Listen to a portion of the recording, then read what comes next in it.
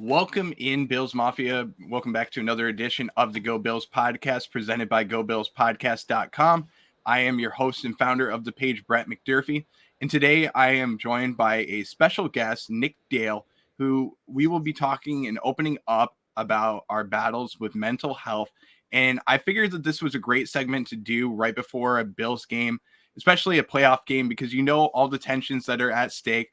You know, we're playing the Pittsburgh Steelers this week. So what better way than to kick off the playoffs than to have Nick Dale right by my side to keep me sane throughout the whole entire playoff run that the Bills are going to have, because you know that there's going to be some type of case that the Bills are going to try and just ruin everything for me. So, Nick, thank you so much for coming on. I know you are a author now, and you wrote a book called Cowboys Don't Cry. It is an incredible book that's on Amazon right now, and I'll tell you what, that the message that is behind that and everything that you have in there is incredible. I don't want to spoil it for anybody, but that is based off of your real life story. Is that correct? Yep, it's a pretty much a journal of healing. I'll correct you. It's called Cowboys Can Cry.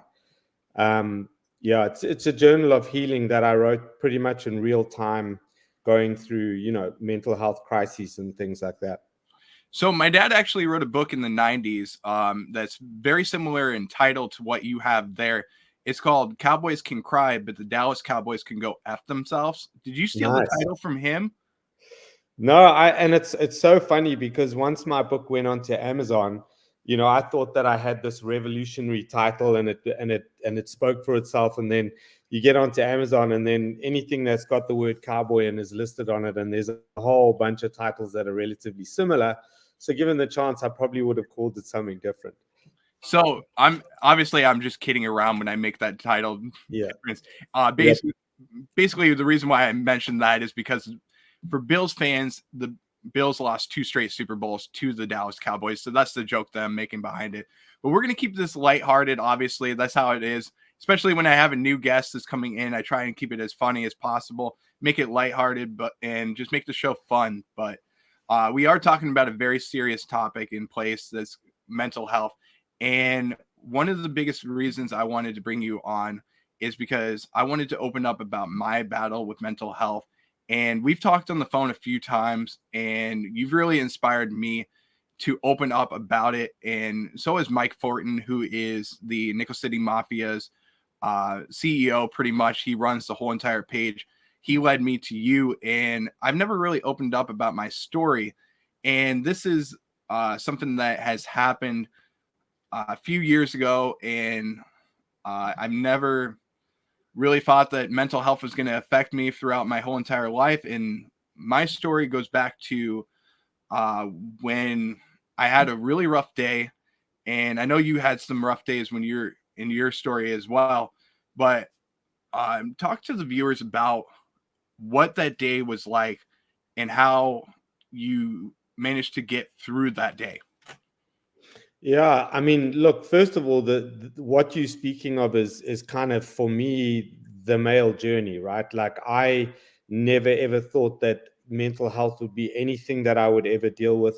You know, to be totally honest, I probably had a relatively an uneducated view on mental health as a concept. I viewed certain things as weakness, and I'd always put up a huge wall of manhood, and strength was all in strength. And then, I came on a day where, out of nowhere, just literally out of nowhere, I got into a state of panic and a state of flight, and even worse state of fright.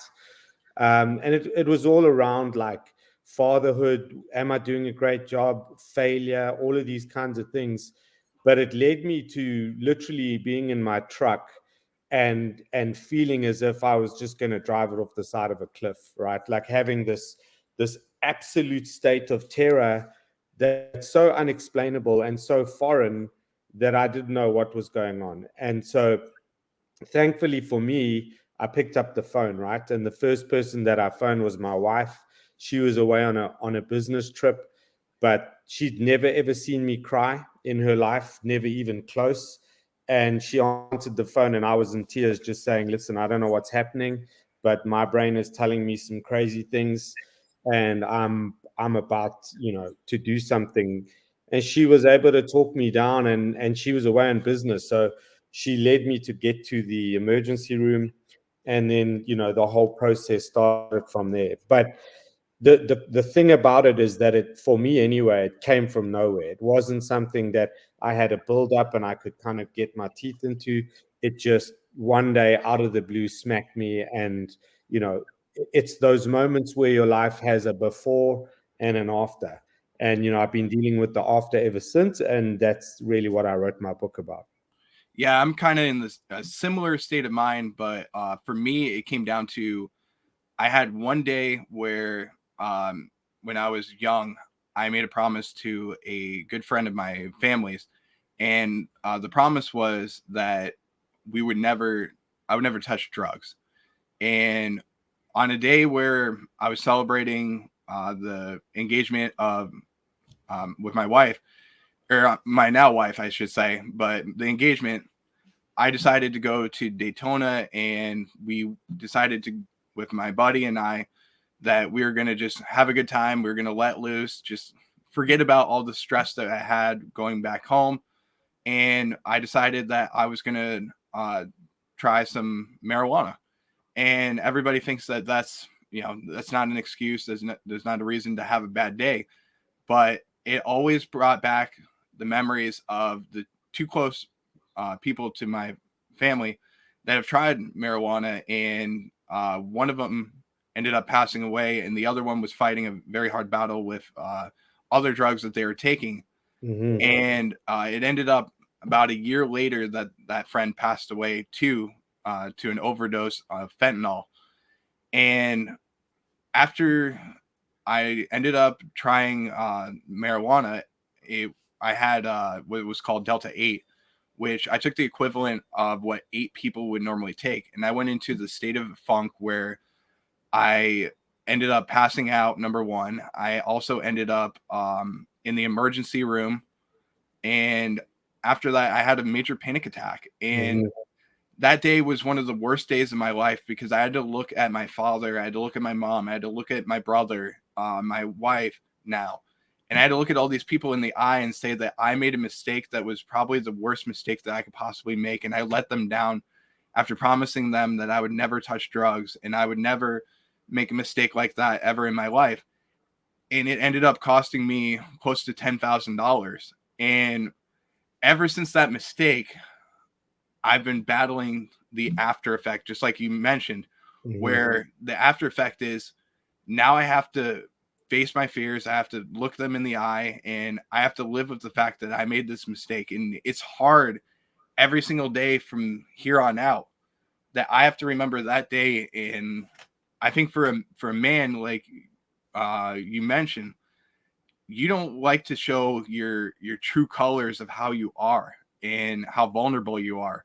Hmm. And one of the things that uh, was hard was going to my wife and just crying. And I couldn't do that. I mean, I couldn't tell her the hardest things in life. And now I'm forever grateful that I can, because I know that she still loves me even when I cry. And that's just like Hmm. you say on the title of your book, Cowboys Can Cry. Yep. And that's very true. You can cry to your wife, and she won't look at you like you're not a cowboy. So I think with men, right? And certainly the generation that I grew up in, we were given a kind of ethos of what we thought strength was, right? The reason I chose that title for my book was because when I was a kid, for example, and something happened, let's say I stubbed my toe and I would look to begin to start crying, all the adults around me would say, hey, cowboys don't cry, right? yeah, And the messaging for me as a boy was crying was a weakness, vulnerability was a weakness. And I cultivated this throughout my entire life. And then you go into manhood, right? And we have these promises that we make ourselves, like you mentioned, these promises that we make others. And as men, we take on this mantle of deep responsibility. At least I did, with providing and promises that I'd made to myself. And when we can't live up to what is really an impossible standard to live up to, it's just, we then don't have much forgiveness. yep, And then because it's a full cycle, we go inward and we don't talk to anyone about it, and it Yep. continues to eat us inside. And what happened with me was I lived for probably 9 months to a year in a state of absolute fear, because I wasn't able to forgive myself, and I wasn't able to become vulnerable. And Yep. my journey has been about discovering that, right? Being able to do what you and I are doing right now, right? Is actually open up and talk about this stuff and see it as an act of bravery rather than some kind of weakness that we men shouldn't do, right? Right. And I completely agree with you there. One of the hardest things to do is to become vulnerable and to become brave and sit down and talk about the things that are bothering you. And for anybody that's going through something similar to what we are going through, I will say this, especially for the Go Bills podcast viewers and anybody that it comes into this video, I want you to know that it's okay to talk about your fears. It's okay to talk about what's bothering you, and it's okay to go to somebody, because for me, I had to go to plenty of people and talk to them about my hardest fears and what was bothering me. And I was afraid to go to mental health experts because I thought they were going to say I was insane. I was afraid to go to my parents because I thought that they were going to say the same thing, which was, Cowboys don't cry. You need to suck it up and everything. Mhm. But Mhm. one of the hardest things I did was I actually went to my mom, and my mom and also my dad both took a step back, and instead of saying that, they actually were supportive. And right before the show, I never told anybody other than Nick that I was going to be coming on and doing a mental health show. And right before the show, I ended up calling my parents saying that I was doing this, and both of them told me how proud they were for me to do this. But mental health is something that's very serious. It's something that's going on in this country. There's a ton of stress that's going Mhm. on, especially with the financial crisis that this country is facing. People are living paycheck to paycheck, and there's also many other reasons with health and many other things as well. But I think that a lot of people can relate to what we're going through, and Yep. you definitely need to speak out about it and get the help that you need too. And what I'm going to say is the Go Bills podcast is all about helping people. So if you're looking for somebody to talk to and you feel like you don't have anybody to talk to, you can come on the channel. You can go into my DM on Instagram or Facebook, wherever the case may be. And you can message me, and I would invite Nick to do the same Yep. and reach out to anybody. And I know we've talked about it off air. So if you need to talk to somebody about it, Nick and I are both available to talk about it too. Mhm. Look, I think the most important thing to understand is that only the reason, in some ways, that your parents are supportive is because we are bringing this subject out of the dark into the light, right? I Yeah. wrote a book that I put out to the world very publicly, and it's a very, very raw account, and a lot of it was to do with my upbringing and my imprinting and the kind of parental strategies that they had then. And I was terrified for my parents to read it. I was terrified that my mom might take it personally, or my dad would take it personally. But that was generational things. And the Yeah. reality now is that we are living in a world where there are resources available. I'll be open and honest. I found that in my situation, the healthcare system was a little bit lacking in terms of what it could give me. But Yep. I found other resources, right? I found podcasts like this one. I found books. I found all sorts of resources where I could look into this and realize that I wasn't alone, right? The worst thing in a mental health kind of capacity for me was I thought I was broken. First of all, I thought my brain's broken, I'm unfixable, my chemicals are damaged, whatever it is, and nobody in the world has ever done this. And then something you said, which I felt so acutely, was there were times when I completely and utterly questioned my sanity, right? Yeah. And am I going over the ledge here? But when you start educating yourself, and small things like this, big things like this, where you say, listen, if anybody needs to talk, reach out, because that makes you feel unalone. And Yeah. if I'd have had that in the early days of what I was going through, I would have felt lot closer to healing than I did in the end. But you get there in the end, and there's cliches out there that you cling on to. One of them for me is that after a breakdown comes a breakthrough, and for me now I'm healing. I've told my story, and I'm starting to hopefully be able to discover a purpose in terms of helping others as well. Yeah, I completely agree with you there. And I think the breakthrough is the best part about it. And getting through that breakthrough and seeing the sun on the horizon on the other side, that's one of the biggest blessings that I've had. And I've been able to get through what I'm going through, but one of the other things is you go through this battle every single day of your life, and it's never going to go away. Mm-hmm. That's one thing that we've talked about, is that it never goes away, and that you have to face your fears every single day.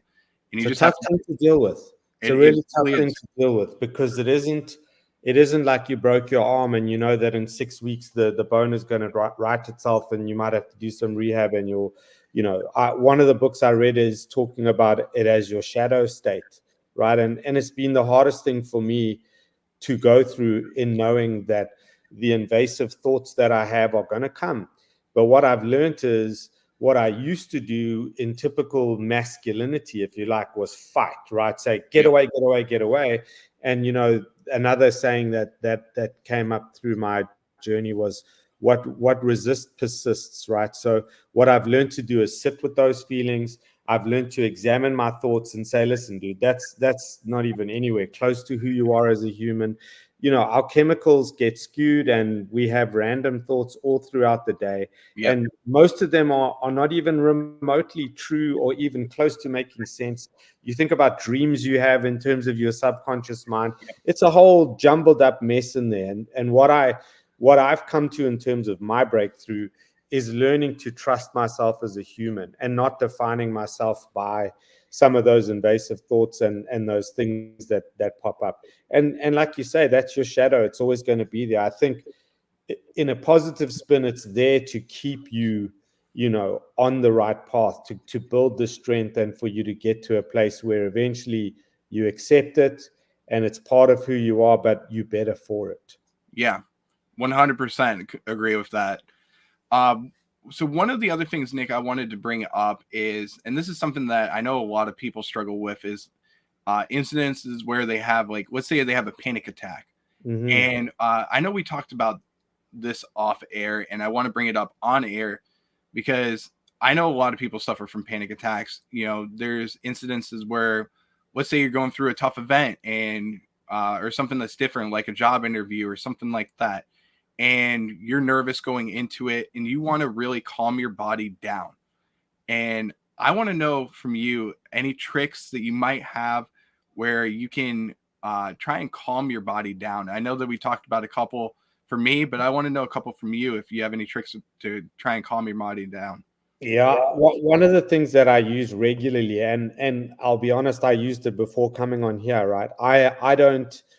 My story is, I don't see myself as a natural public speaker, podcaster, none of this stuff, right? Internally, I'm relatively reserved, but there's something that they call box breathing, where you breathe in for 5 seconds, hold in for 5 seconds, and let go. And what happens is, it creates, and it's based on science, it creates a reaction where it kind of plays with the chemicals in your brain, and it has a state of relaxing you, right? But the reality is that panic attacks and all of those fear-based things are very, very, very difficult to live with, and they're very difficult to deal with in the moment. They can be as small as coming on a podcast and feeling a little bit nervous, and or sitting in your truck ready to literally drive it off the side of a hill. Right.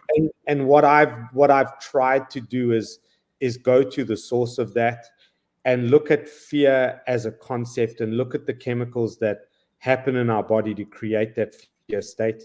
And if you can get to a place where you can control those, accept them rather than resist them, eventually you realize, like, what's the worst thing that could happen? I could come on this podcast and I could stutter, and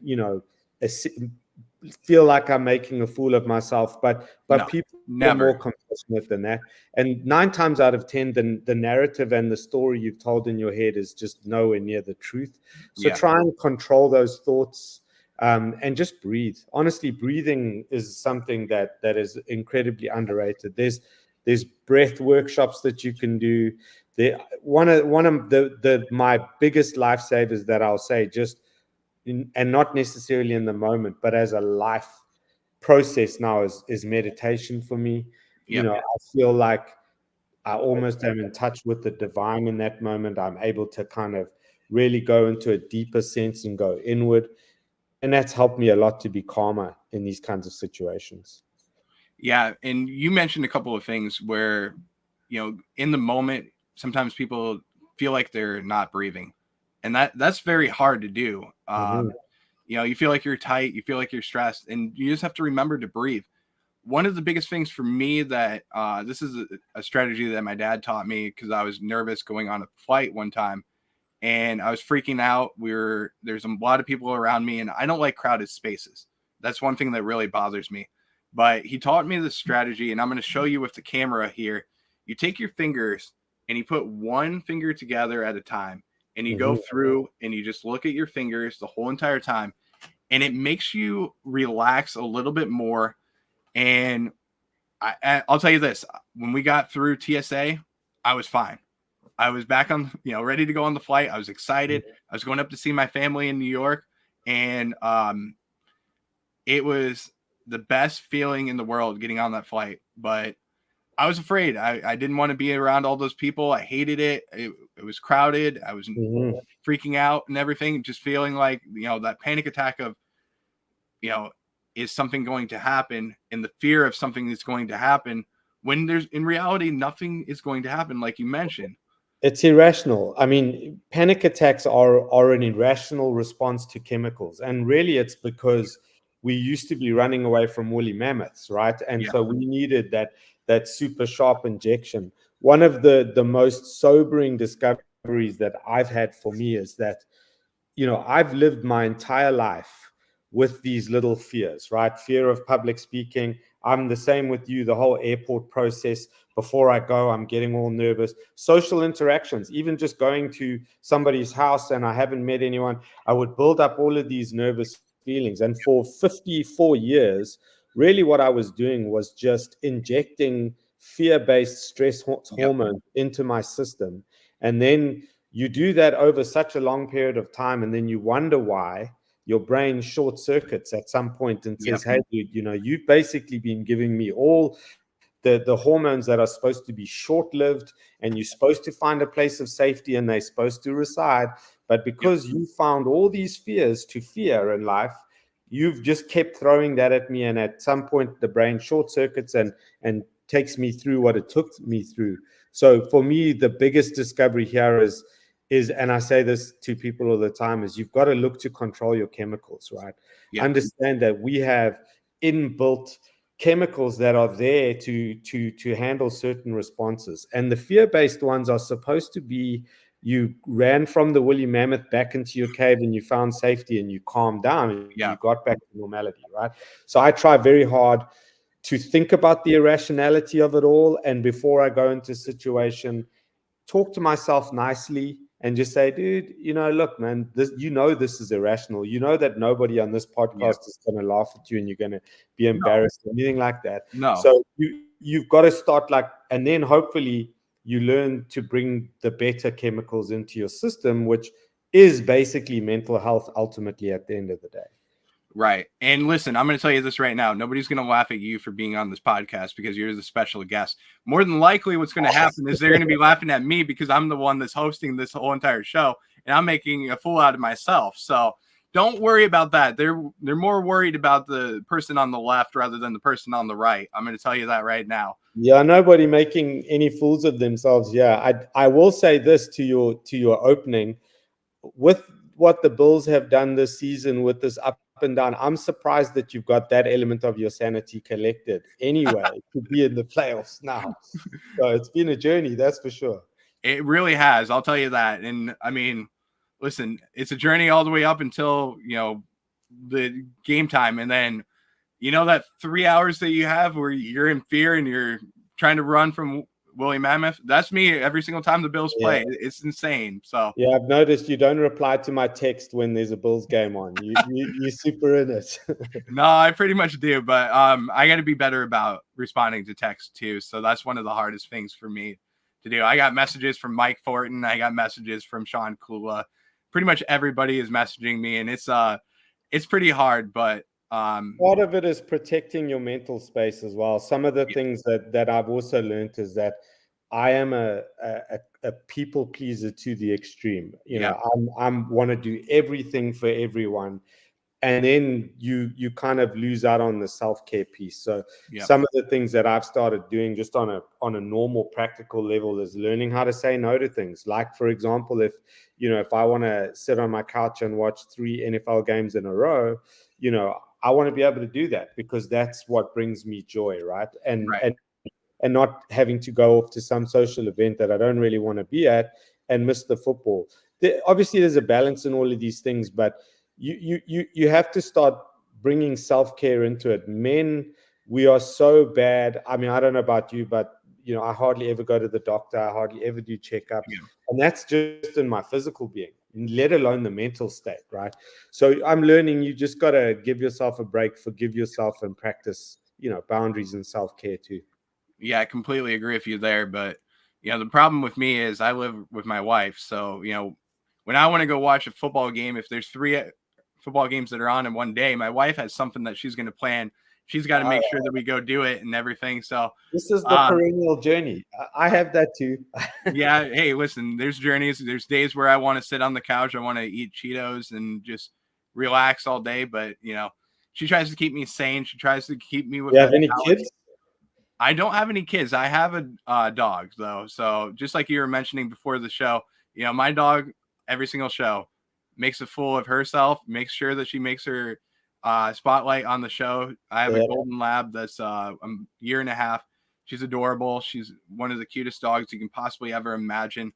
But she always makes sure that she makes herself present on the show Mm. and becomes a little pissant every single time. So Good practice. It's good yeah, practice for the next step. I have both. I have a dog that likes to eat couches and all sorts of newly purchased furniture, and then I have yeah, a 10-year-old. So life is busy. This is also part of my whole journey is looking at when you have this little brain to imprint into the world. Do yeah. you want to give them the same imprint that you had when things have changed and realities have changed? So it's all a big journey. Biggest thing I can say is forgive yourself, be good to yourself on the inside, get a control of that inner voice, and just like you said in the beginning, it's got to be light and fun, right? Otherwise, what's the point ultimately? Exactly. And I think another thing that you can add to that is life is all about building memories. That's what my grandmother said. You are going into this life, you're going to lose in the end. Let's just put it that way. You're going to lose Mhm. in the end. We already know that. And you have to make as many memories as you can and remember to bring as many pictures with you as you go, because 100%. all the pictures that you have in the end are going to be the memories that you'll remember forever. And I never got to meet my grandmother. My grandmother passed away when my dad was 15, and Mhm. that's still to this day. And this is going on 50 years now. Has lasted forever. Mhm. I mean, it's something that my dad instills in me. He instilled in himself, and all we do is, we laugh, we have fun, we joke around. I remember times where my dad did stupid stuff like there's a movie that came out, and you'll probably remember it when I mentioned the title, but it's called Norbit, and it was a movie with Eddie Murphy, and Eddie Murphy was playing uh, the female on there, and one of the catchphrases was "How you doing?" So one day, my dad decided to. We were going to Taco Bell, and we were just having one of those days where we're joking around and everything, and we get in line at Taco Bell, and we're going to order, and he's about ready to place the order, and the girl that is the cashier tells him in a rude way uh, to hold on and to you need to wait. So my dad just made the reaction, how you doing? It's just something I remember to this day. And like we said, life is about making memories. And those are the things you pass on, right? Like oh yeah, I want to be able to pass on skills and life things to my son that he can use and that can ultimately help him have a happy life. And let's be fair, it's a long, short journey, if I can put it this way. And there's ups and downs. And if you can have a sense of humor, the downs are much easier to go through if you can laugh at yourself and laugh with others. So sense of humor is always a good one too. Yeah, it really is. And I try to keep, like I said, I want to keep this lighthearted. I want to keep it fun, have a good time. And while we're talking about a very serious topic, that's one of the worst ones that you can possibly talk about. I think it's important to smile, to have fun, to be brave going through it. And like you said, before you came on the show, I was nervous too. I was sitting behind the camera going, oh crap, I have a guest that's going to come on the show. I don't know how this is going to work out. And I'll tell you, going on 32 minutes into the show, it has been phenomenal. This has been the most important topic that we've talked about. We haven't started one time the whole entire time. It just feels like two guys are talking. We're having a good time. And that's one thing I'll remember when we take this show and put it on the air, is that, it's two guys talking. We're just mentioning everything that, we've been through. And sometimes it doesn't have to be scripted. Sometimes No, I think anything but, right? I'll give you a silly little story. You can tell by my accent that I'm not American, right? One of the things when I first came to America and I would phone a company and there would be somebody on the other side that was scripted, right? They would have a whole little script that they would have to read through, and I would want to get to my point and interrupt, and they'd go, sorry, sir, I've got to go through this entire script. It takes away the organic nature. The very thing that we're trying to put across here is talking about things that are hard to talk about is healing, right? And it shouldn't be it shouldn't be a pressurized situation. It should be a situation where people are free and people can say what they want to say and be open about it. And thankfully for us, this generation is starting to look at mental health in that way, right? I'll give you a crazy stat, not to be too heavy, but in Britain, every 90 minutes there's a suicide, a male suicide, and 76% of those men are under the age of 46, right? Wow. I often say to myself, if there wasn't the stigma and if we didn't sort of self go inside and say this is weak, would those people talk to people like this? And would that have potentially been an opportunity to save anyone? And if this show helps one person, then at the end of the day, we've achieved a great purpose, right? But the most important thing, what you're saying, which I think is cool, is to see the freedom that it can happen. You and I don't know each other that well, but we know each other way better now from this process, right? So I think it's a good thing.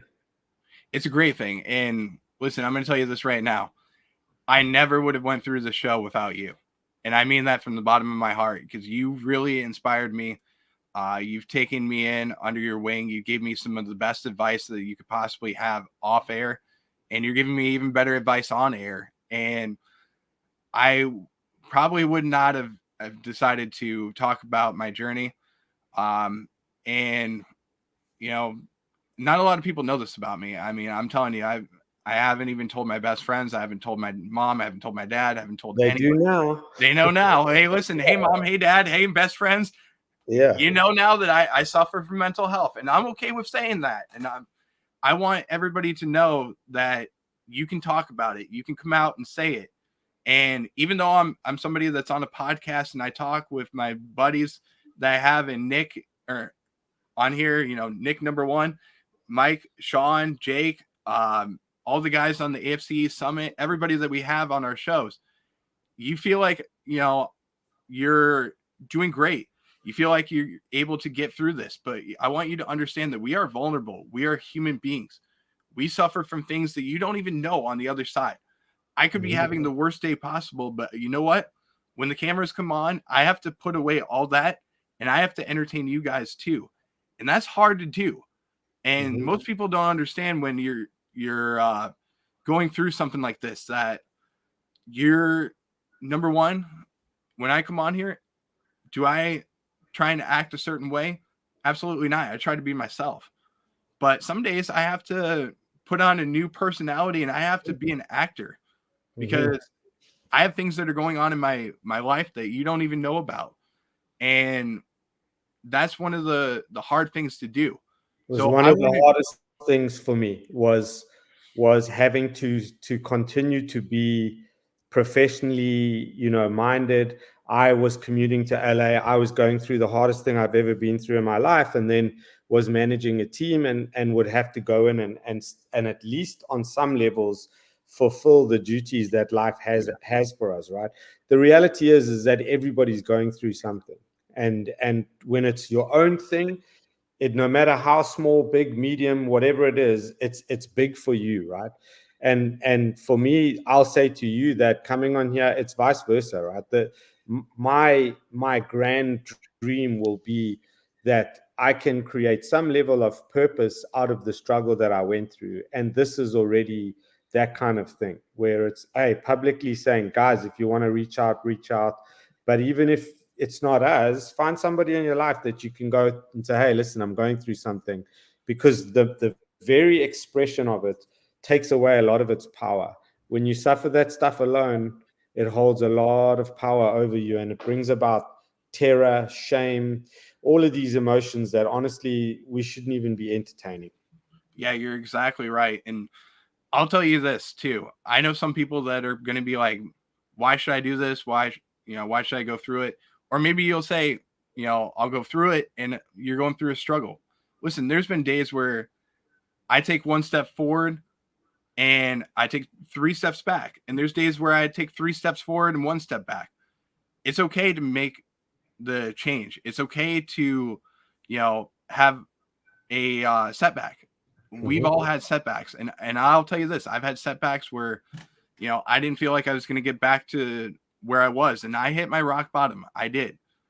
Hitting your rock bottom is very hard, and when you get over that rock bottom, and like we said, getting over that and going from a day where everything turns to crap to now you see the sunset on the other horizon. It's beautiful, Mm-hmm. and I can say this with a smile on my face that turning the corner and going in the right direction has been the best thing possible for me. And I'm grateful that even though I suffer from mental health every day, I have days where the days are rough and it's dark and it's horrible. It's a blessing to get through those days and remember that there's good things on the other side. I have a beautiful wife, I have a beautiful family. I have a dog that loves me. I have friends that care for me. I have friends just like Nick. I have friends that really care for me and love Mm-hmm. me, and I have a good supporting staff. And if you don't have that supporting staff with you, I'll encourage you to come on and talk to one of us or to talk to somebody that you can, because that person could be your saving grace, and that person can really help you. And you never know what they type of things that they have. And not only Nick has helped me, but I'll bring a little shout out to him because I hope he does watch this show. My brother-in-law, yesterday, I've never really opened up to him before, never really had a conversation, and we sat in a Jersey Mike's and we were eating sandwiches, and it's the dumbest little story, but I expressed um, a little bit of a topic that we had, and we mentioned some stuff, and he mentioned his story of what he's going through and how he's facing days where he's struggling and everything. And I said, man, that's crazy that you're going through all that. I never really knew it because you always hide it. You hide Mm-hmm. it so well. How do you do it? And he said the hardest thing to do is to hide it, and the best thing to do is to speak about it. Mm-hmm. And he spoke about it, and he said that that's the one thing that he was proud to do. And I said that, that's one thing that I encourage myself to do is to talk about it. And I've never really done that either. So I'm Well, I thankful. wrote a book. I mean, I wrote a book, and people would come up to me and say, "What? We never knew this was going on." And it's because we are trained to hide it, right? That's Yeah. the kind of male mentality we have. certainly in this country, we have people that we send to war, man, that come back Yep. with demons, that are massive demons, right? And Yeah.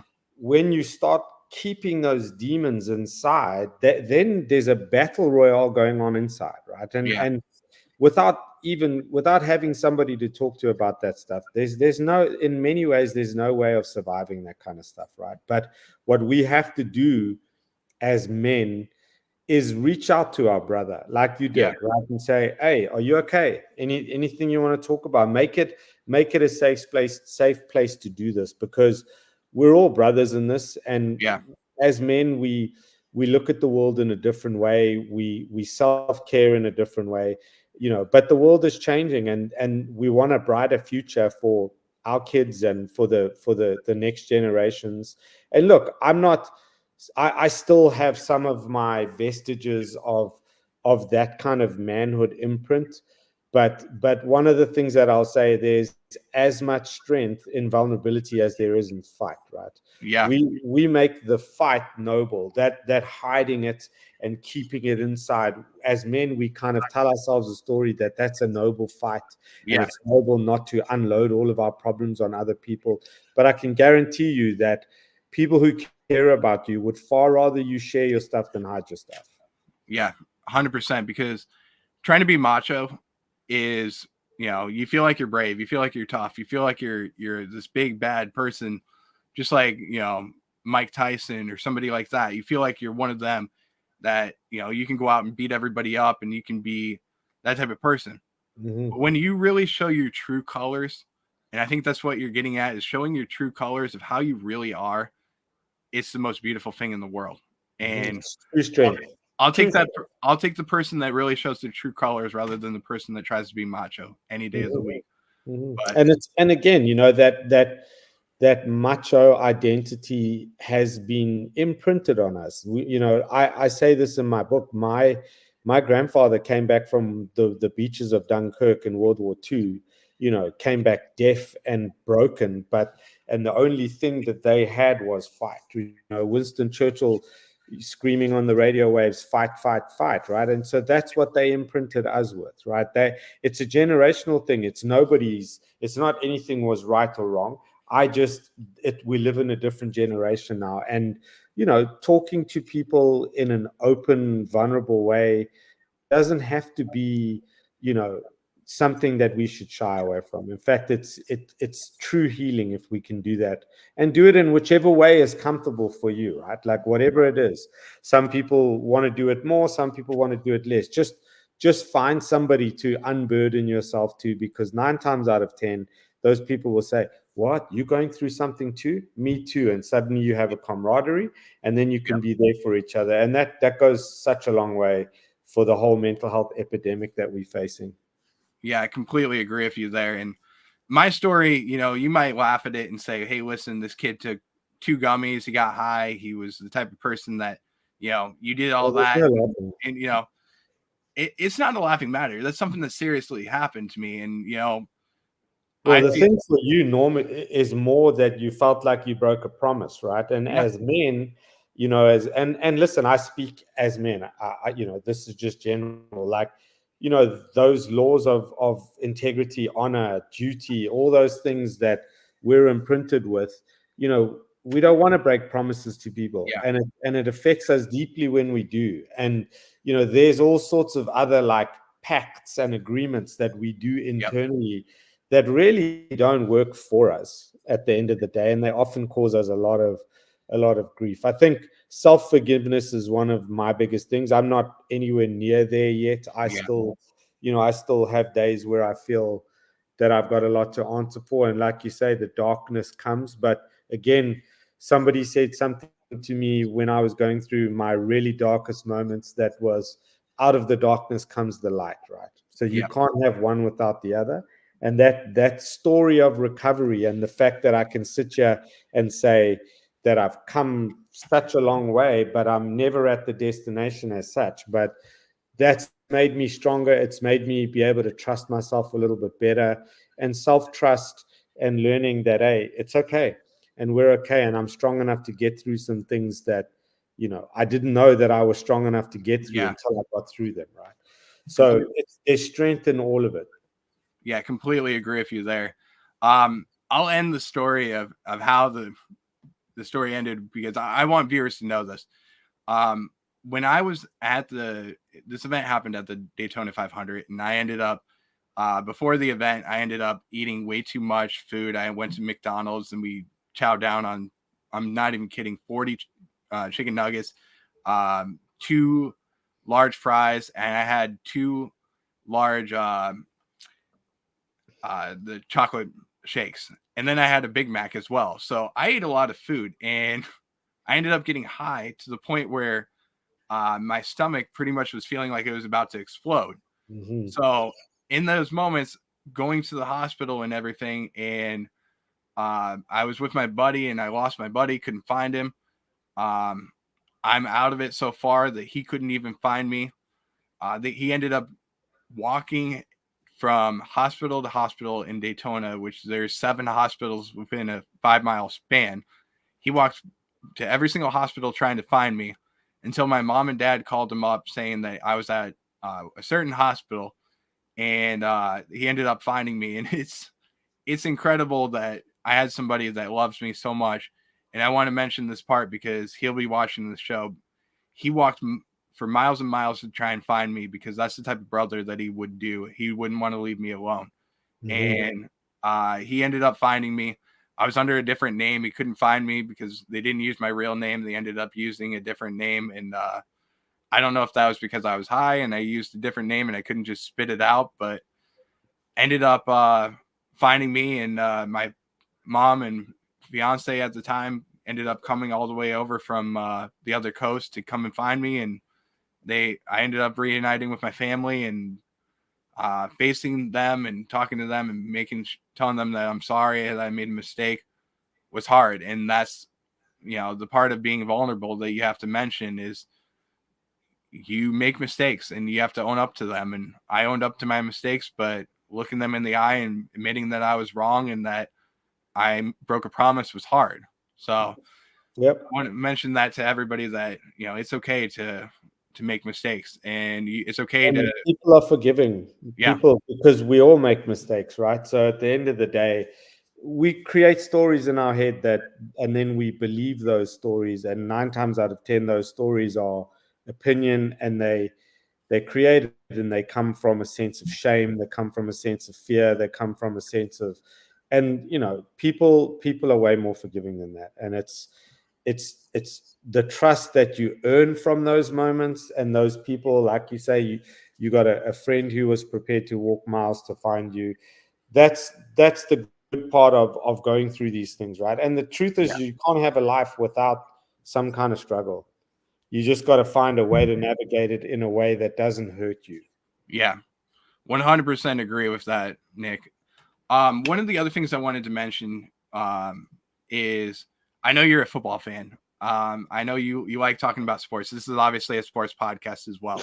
So Hmm. I know viewers are going to ask me if I don't ask you this, they'll probably riot on my channel.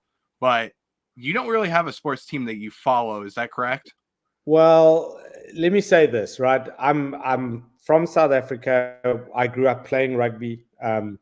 And so when I came to the States, I needed a sports fix. What I love about America is how sports orientated the culture is. And I really, really got into NFL, right? Like obsessed with NFL. And within that, I kind of made the decision that I wasn't going to pick a team because, I hadn't really sussed it out yet. I wasn't going to declare my allegiance, as it were, because I hadn't really sussed it out. But I live in a family where generationally from grandpa, the handing down of the team is the Niners. And so Mm, I will publicly say here that I'm 95% at that place where I might declare myself a Niners fan. Having said okay. that, and for the benefit of your audience, I love watching the Bills. I think that Josh Allen is just something to behold. I think I know he hasn't had the greatest time of late, but a guy like Gabe Davis, I think, has got so much to offer down the line. He's just got to catch a little bit better. So, Yeah. you know, like if I'm watching a game and the Bills are playing someone else other than the Niners, I would be shouting for the Bills. Is that good enough? That's good enough for me. I'll take that answer. I mean, that's a very acceptable answer. So, my question for you is this now, okay? You're not officially a member of the Bills Mafia until you break a table, okay? So, you got to set the table on fire. You got to light that off, and then you got to jump off of and land on that table and break the table. Is that something that you're willing to do? For the Bills, never. For the Bills, never. Not in the Bills' name. I'm not a fan. I'm not a Bills fan. So you won't do it. Just if somebody said, "Hey, listen, you came on the Bills podcast. This is something that you do. You have to do it." Would you do it? You'd have to set the scene better than that. I'd have to understand all of the variables. All right, that's acceptable. I understand that. Now, would you do it for a Niners Super Bowl? Break a table? Break a table. You got to break a table for a Niners Super Bowl win. I think honestly, I'll say this, and this is the real truth, right? You mentioned Mike on this podcast, who's part of your crew. Mike and I are neighbors, right? And so from time to time we get to speak football. I am nowhere near as vested as I have seen with the Bills Mafia, right? Like Mike's whole mood is impacted by the result of the game, right? And I'm talking not for a couple of hours, but for a couple of days, right? Like, no, it's not just days, it's weeks. I'll drive past him and say, "Hey, tough one there yesterday," and he'll be like, and then vice versa when they're winning. So this particular season, which started off with so much promise, and we would talk about how Von Miller's coming, and this is Josh Allen's time, and the coach and the whole thing, and you guys were the favorites going in, and then to have the kind of season that you've had and watch Mike's ups and downs, I could definitely see Mike breaking a table for a loss or a win of a Super Bowl, right? I am more of a viewer in terms of just watching it for the pleasure of it. It doesn't. You're more conservative. Is that? Yeah. Well, if the Niners lost in these playoffs, right? It's certainly not going to impact my mood to the extent that I'd want to break something. But I'll tell you this: if the South African rugby team, who actually just won the World Cup final against the All Blacks for the it's every 4 years for the second World Cup in a row. Back in those days, I would break things in terms of losses. So I understand that level of fandom. I'm not quite there in the NFL yet.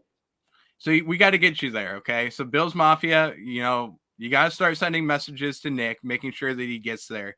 That's the biggest thing. You got to make sure that you get him up there. Maybe it's just we got to turn the NFL into. I don't text Mike during a game.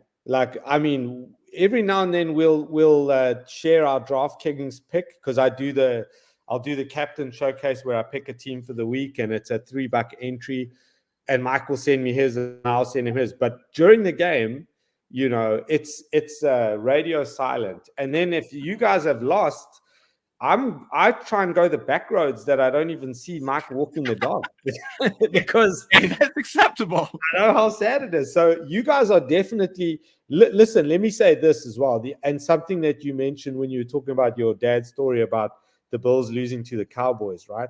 Yeah. One of the things that makes it hard for me to be that spirited about it is that I don't understand the legacy and the history, right? The rivalries in South Africa. We have rivalries. When these two teams meet, that there's a whole history. So I watch a lot of documentaries about the NFL. So I don't really understand the history. Once I do, for example, on the TV right now is the Cowboys Packers. I would like to see the Packers beat the Cowboys. Yeah. That for me, but I don't know if that's a rivalry. I don't know the history of that, right? So that's what you got to learn is you got to learn that history behind it. And what you feel when it comes to rugby and all the pain that you feel when you lose to your rival and everything, that's what we feel when we lose to the New England Patriots every single year. So, I can well see it.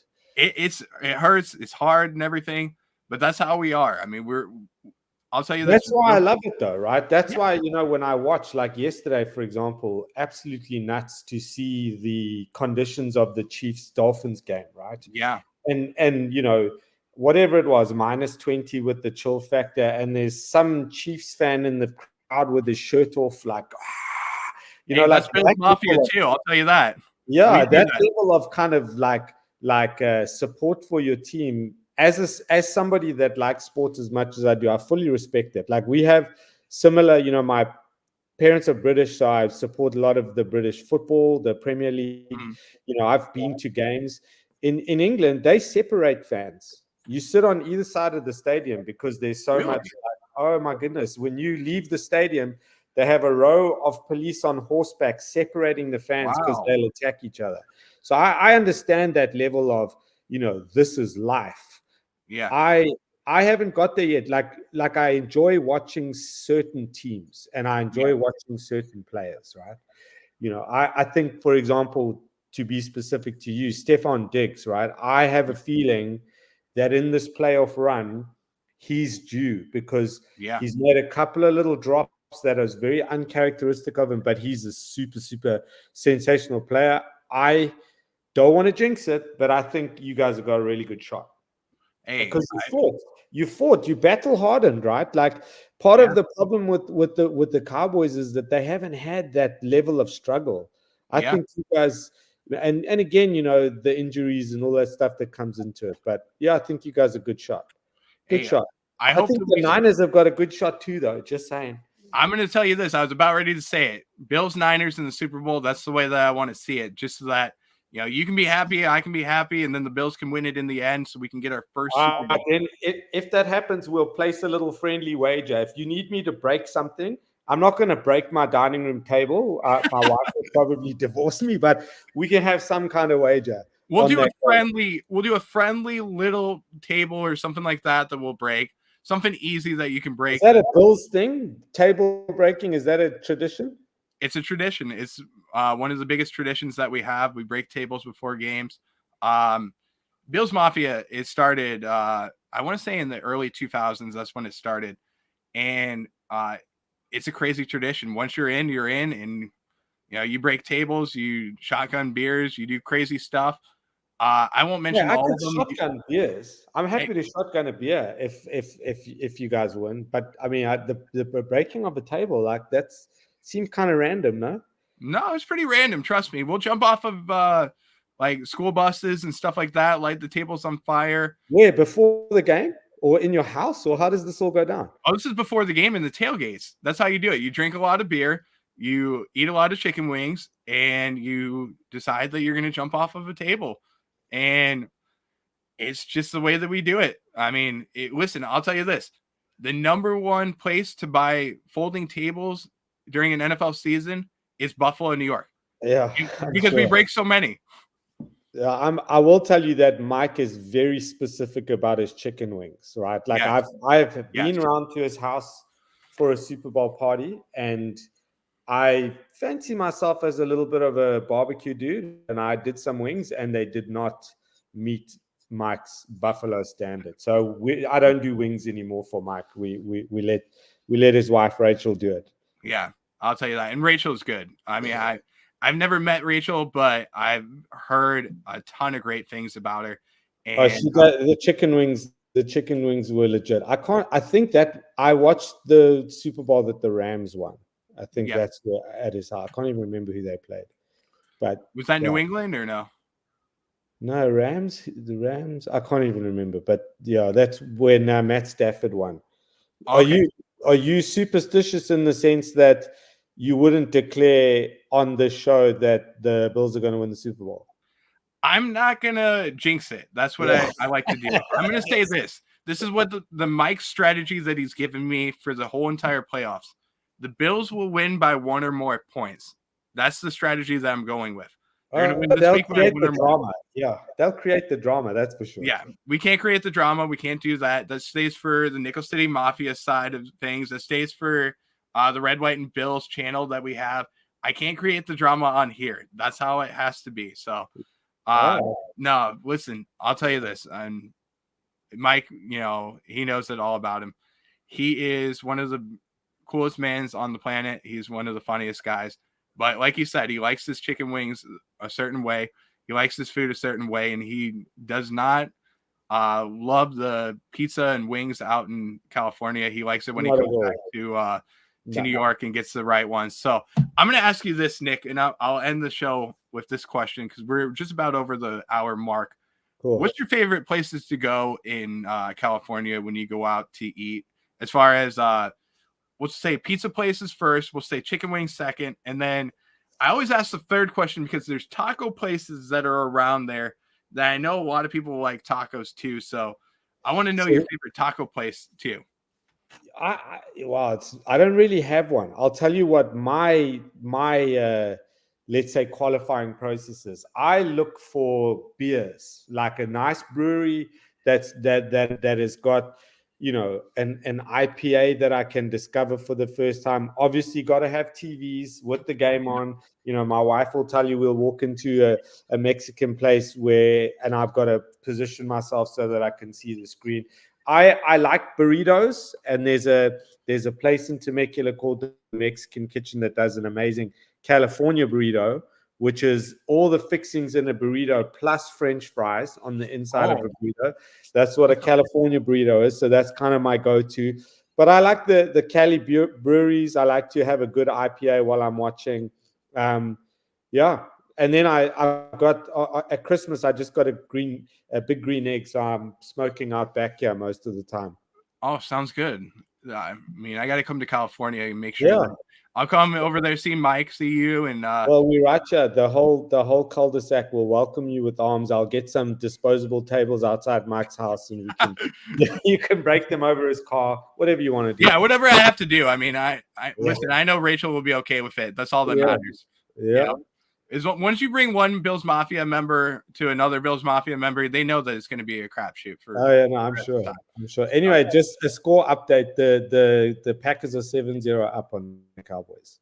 That's awesome. See, that's how much a fan I am. I've got it right there while we're doing this too. Listen, Jake Podger does the same thing. He has it right there. It's actually behind him, so I can see it too. So next time you do a show with me, I got to make sure that the other way around. Yeah, we'll reposition you so I can see the game as well. Yeah. But my ADD will kick in 100%, and I won't be able to watch. But I can multitask in this way. Yeah, but Nick, thank you so much for coming on. I really do appreciate you for being here and talking about mental health. And for those of you that don't know Nick, he is an author. He's on Amazon. You can go and check out his book, Cowboys Can Cry, on Amazon. You can go and purchase it as well. And you know, Nick sent me a copy of his book. It's incredible. You have to watch it. Only 88 pages too, so that's another good thing about it. I know it seems like I'm trying to make it seem like that was intentional. I intentionally wanted it to be relatable and digestible and not overly wordy. I wanted people to be able to read it and garner whatever they could from it. So that was intentional. I'm glad you enjoyed it, and thanks for having me on the show. It's been great. Definitely. And I need to write you a review on Amazon too. So I will make sure that I do that as well and get you your 5-star rating up even higher. Yeah, it all helps, right? It all helps. Exactly. I'm going to give you 6 stars just because you're awesome. So I'm going to give you that extra star for being on the show, man. But thank you again. We will stay in touch for sure. And also, I'll say this too because you're not a Bills fan, but I will say go Bills. Yeah, and great. I can live with that. And hey, thanks for being brave. It's a pretty cool thing. Thank you. Have a good rest of your night, man. All right, my man.